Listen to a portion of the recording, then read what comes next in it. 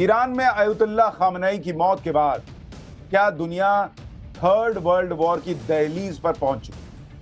Khamenei की मौत से फैला तनाव मिडिल ईस्ट से लेकर कहां तक जंगी माहौल बना रहा है।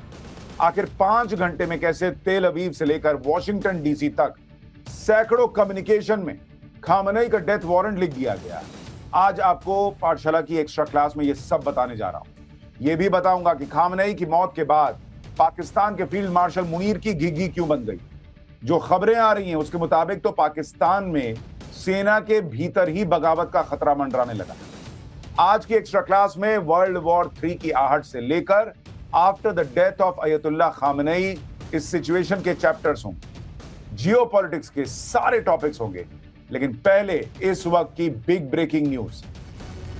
वॉर जोन से इस वक्त की बहुत बड़ी खबर। तेहरान पर एक बार फिर बड़ा अटैक हुआ है। ईरान के आर्मी हेडक्वार्टर को टारगेट करके हमला किया गया है। तो लगातार ईरान हमले पर हमले झेल रहा है। वॉर जोन से खबर आ रही है कि तेहरान पर फिर बड़े अटैक की खबर है और ईरान के आर्मी हेडक्वार्टर को सीधे टारगेट करते हुए यह बड़ा हमला किया गया है। इस वक्त की बहुत बड़ी खबर आपको बता रहा हूं। ईरान के सर्वोच्च नेता अयतुल्ला खामनेई की इजराइल अमेरिकी हमले में मौत के बाद कोहराम मचा हुआ है। तेहरान से लेकर तेल अवीव और कुवैत से लेकर ओमान, सऊदी अरब या कहीं पूरे मिडिल ईस्ट तक तबाही के निशान क्या इशारा कर रहे हैं? क्या छोटे छोटे पॉकेट्स से निकलकर अब युद्ध एक बड़ा और विस्तृत आकार ले रहा है? क्या तीसरे विश्व युद्ध की प्रस्तावना लिखी जा चुकी है? इसका अंदाजा आपको खामनेई की मौत पर दुनिया के अलग अलग देशों से आए संदेशों से लग सकता है। जैसे फ्रांस के राष्ट्रपति इमैनुअल मैक्रों, ब्रिटिश प्रधानमंत्री कीर स्टार्मर और जर्मन चांसलर फ्रेडरिक मर्स ने संयुक्त बयान में कहा कि न तो हमें हमलों के बारे में पहले से जानकारी दी गई थी और न ही इसमें शामिल किया गया था। तो वहीं रूस ने हमलों को पूर्व नियोजित और उकसावे की सशस्त्र आक्रामकता बताया और अमेरिका और तेल अवीव पर आरोप लगाया कि वो परमाणु कार्यक्रम की चिंता के पीछे शासन परिवर्तन का एजेंडा छिपा रहे हैं। चीन ने भी गहरी चिंता जताते हुए सैन्य कार्रवाई तुरंत रोकने और वार्ता पर लौटने की अपील की। चीनी विदेश मंत्रालय ने कहा कि ईरान की संप्रभुता, सुरक्षा और क्षेत्रीय अखंडता का सम्मान होना चाहिए। तो वहीं ऑस्ट्रेलिया के प्रधानमंत्री एंथनी एल्बनीज ने कहा कि उनका देश ईरान को परमाणु बम हासिल करने से रोकने के अमेरिकी प्रयासों का समर्थन करता है। उन्होंने ईरान के मौजूदा नेतृत्व को अस्थिर करने वाली ताकत बताया। इसके अलावा कनाडा के प्रधानमंत्री मार्क कार्नी ने भी ईरान पर सैन्य कार्रवाई का समर्थन करते हुए कहा कि ईरान मिडिल ईस्ट में अस्थिरता और आतंक का मुख्य स्रोत है। तो क्या ईरान पर हमले और खामनेई की मौत ने दुनिया को 2 हिस्सों में बांट दिया है? ईरान पर अमेरिका इजराइल के संयुक्त हमले और अपने तय टारगेट को अचीव करने के बाद क्या युद्ध अब खत्म हो जाएगा या फिर मिडिल ईस्ट का धुआं विश्व के बाकी हिस्सों में भी फैलेगा? इसका जवाब आपको आगे मिलेगा। लेकिन फिलहाल तो ये समझिए कि ईरान की ताबड़तोड़ मिसाइलें इजराइल के अलावा 7 और देशों पर क्यों गिर रही? क्यों ईरान के निशाने पर जॉर्डन, कुवैत, सऊदी अरब, बहरीन, कतर और यूएई आ चुके हैं? ईरान 6 ऐसे देशों से घिरा हुआ है जहां अमेरिका के सैन्य बेस हैं। इसलिए ईरान इन देशों को टारगेट कर रहा है। शुरुआत में ईरान से मिसाइलें सिर्फ अमेरिकी सैन्य बेस पर दागी गई थी, लेकिन अब निशाना जॉर्डन, कुवैत, सऊदी अरब, बहरीन, कतर और यूएई में रिहायशी इलाकों पर भी है। क्योंकि खामेनेई की मौत और ईरान पर हमले के लिए ईरान इन देशों को भी जिम्मेदार मान रहा है। वॉशिंगटन पोस्ट के मुताबिक मिडिल ईस्ट के इन देशों को ट्रंप ने भरोसे में ले रखा था। वॉशिंगटन पोस्ट के हवाले से दावा किया जा रहा है कि ऑपरेशन खामेनेई भी मिडिल ईस्ट के एक देश के हरी झंडी दिखाने के बाद हुआ। बॉस, ऐसे ही किसी ऑपरेशन को अंजाम नहीं दिया जाता। World politics, situation, timing, equation सबको एक साथ मिलाकर लेकर चलना होता है। खामनेई के खिलाफ ऑपरेशन में भी इजराइल और अमेरिका ने ऐसा ही किया। हमले वाली रात 9 बजे से लेकर भोर के 3 बजे यानी खामनेई की मौत के ऐलान तक क्या कुछ हुआ, अब इस चैप्टर में इसकी बात करते हैं। आखिर कैसे देर रात प्लानिंग हुई भाई?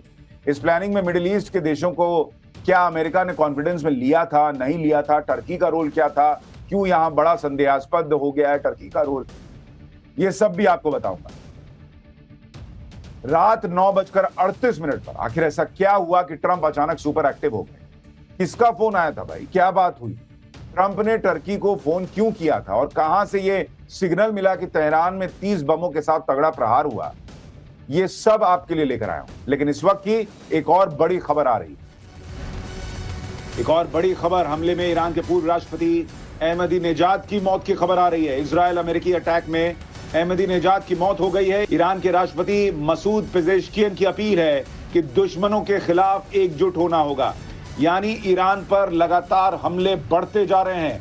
पूर्व राष्ट्रपति अहमदीनेजाद की मौत की खबर आ रही है और राष्ट्रपति मसूद पेजेश्कियन का यह कहना कि अब एकजुट होना होगा, ये सीधा सीधा संकेत कि ईरान कहीं से भी सरेंडर के मूड में नहीं है। ईरान बदला लेने वाला है। ईरान के सुप्रीम लीडर खामेनेई मारे जा चुके हैं। कुछ ही घंटों में ईरान के 47 वर्षों के कट्टरपंथी इस्लामिक इतिहास का एक बड़ा पन्ना पलट जाएगा। ऐसी उम्मीद खुद ईरानियों ने भी नहीं की थी, औरों की तो छोड़िए। लेकिन ऑपरेशन खामेनेई बड़े सधे और सटीक तरीके से अंजाम दिया गया। इसमें भी जो सबसे अहम कड़ी थी वो थी खुफिया इनपुट। CIA यानी अमेरिका की केंद्रीय खुफिया एजेंसी ने इस ऑपरेशन में सबसे अहम भूमिका निभाई। एजेंसी कई महीनों से अयातुल्लाह खामेनेई की गतिविधियों पर नजर रखे हुए थी। 28 फरवरी को रात 9 बजे नेतन्याहू ने डोनाल्ड ट्रंप से हॉटलाइन पर बात की। नेतन्याहू ने ट्रंप को बताया कि टारगेट लॉक है, बताएं क्या करना है। खामेनेई अपने टॉप ऑफिशियल के साथ एक जगह पर है। इसके बाद व्हाइट हाउस की प्रवक्ता कैरोलिन लेविट ने ट्रंप के मारे लागो से निकलने का संदेश दिया। ये ट्वीट 28 फरवरी की रात 9:38 पर किया गया। रात 1:38 पर व्हाइट हाउस का एक्स पर एक और पोस्ट आता है जिसमें संदेश होता है कि ट्रंप ईरान के मिलिट्री ऑपरेशन को मॉनिटर कर रहे हैं। ट्रंप सिचुएशन रूम में पहुंचते हैं जहां सारी जानकारी उन्हें दी जाती है। इस बीच अमेरिका मिडिल ईस्ट के देशों से लगातार सहमति ले रहा था।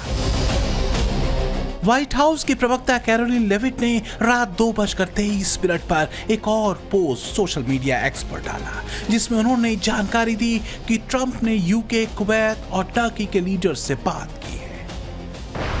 इसके करीब 10 मिनट से भी कम समय में व्हाइट हाउस की प्रवक्ता कैरोलिन लेविट ने एक और ट्वीट किया जिसमें उन्होंने ट्रंप की सऊदी अरब, कतर, UAE और नेटो के सेक्रेटरी जनरल मार्क रूटे से बात करने की जानकारी दी।